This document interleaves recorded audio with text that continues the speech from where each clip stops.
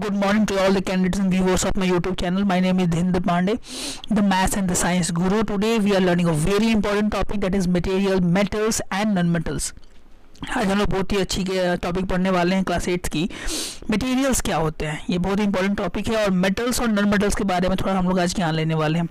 पहला, मेटल क्या है, नॉन मेटल क्या है। पहले आप जान लीजिए मेटल को हम लोग बोलते हैं क्या है, नॉन मेटल को क्या हम लोग बोलते हैं। You must have been familiar with the number of materials like iron, aluminium, copper. Some materials have been given in the table also, like it is given that it is iron, coal, sulfur, aluminium, copper.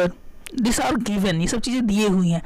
लेकिन बच्चों के दिमाग में ये प्रश्न बार बार आता है कि मेटल कौन सी चीज़ है, मेटल क्या है, व्हाट इज़ मेटल। फर्स्ट जो माइंड में सवाल आता है बच्चों के, what is metal and non-metal.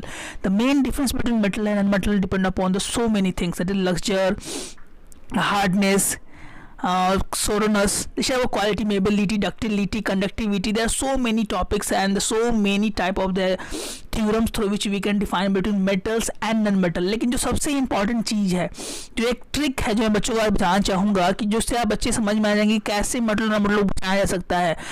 Metal को याद करना हो तो आप एक अच्छे व्यक्तित्व, अच्छे आदमी के गुणों को याद कर लो। The things which is pertaining the best human being is the quality of characteristic of a metal. क्योंकि साइंस का हर एक चैप्टर, साइंस की हर एक टॉपिक किसी न किसी आदमी के गुणों का ही एक परिणाम है। अगर आप इतिहास को पढ़े, भूगोल को पढ़े, तो कुछ ना कुछ चीज़ें हमको ज्ञान की ओर ले आती है। वैसे ही फिजिक्स जो है बताते हैं कि व्हाट इज द डिफरेंस, अगर कोई आदमी अच्छा है तो उसमें कौन कौन सी गुण होंगे, what are the best merits and demerits of in good man. In the same way material are divided into two categories, that is metals and non metal, that we will in class 8। चलिए तो आगे हम लोग पढ़ते हैं क्या क्या चीज़ें होती हैं। Can you name the material which are metals, क्या आप बता सकते हैं ऐसे कुछ मटेरियल्स जो मेटल्स हैं।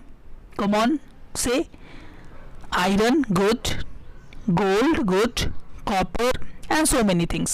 The rest of the material in the table are non-metals. Iron non-metal है या नहीं है, ये आपको बताना पड़ेगा। कोयला non-metal है, सल्फर non-metal है, एल्युमिनियम जो है वो non-metal है, कॉपर लेकिन मेटल है यहाँ पे।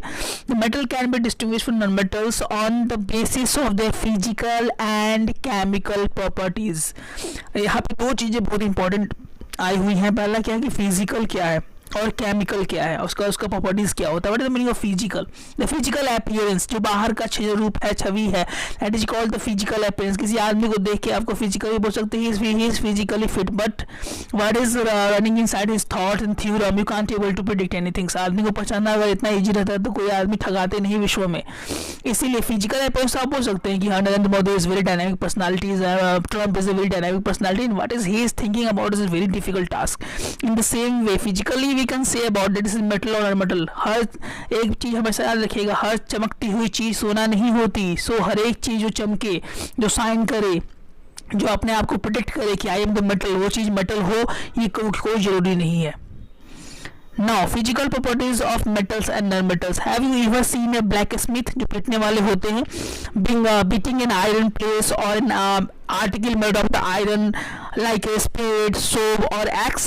Do you find a change in the shape of the article on beating? क्या आपने भी देखा है कि जो वो वाले होते हैं हथौड़ी पीटने वाले, इसको लोहार बोलते हैं हिंदी में, वो पीटने से क्या आप देखते हैं कभी शेप उसका चेंज होता है? हाँ, होता है।